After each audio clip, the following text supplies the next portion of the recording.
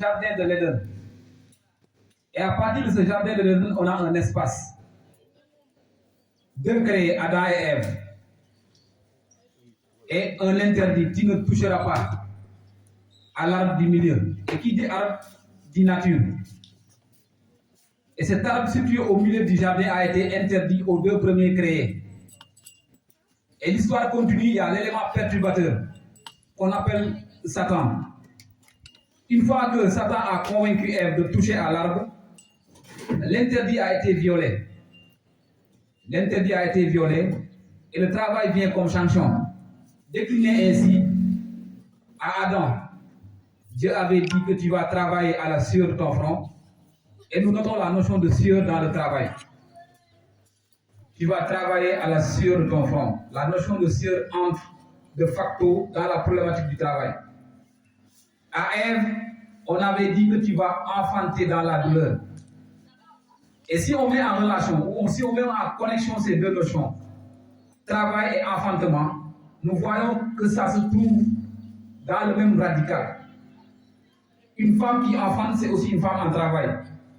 Et dans ce sens, le travail est vu avant tout comme une sanction. On est descendu sur terre, on va suivre, on va enfanter, et conséquemment, au final, il y aura une certaine récompense de part et d'autre.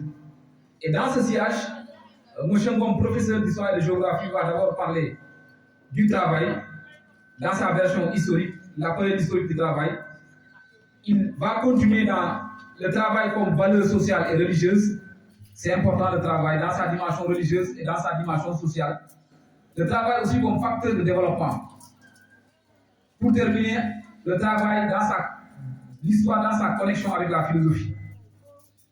M. Sarr, professeur de sciences physiques, va parler du travail comme physique et l'utilité de ce travail-là. Et enfin, nous terminerons par M. Faye, qui reviendra sur la définition du travail, la spécificité du travail et les deux dimensions fondamentales du travail, le travail comme libération et le travail comme aliénation.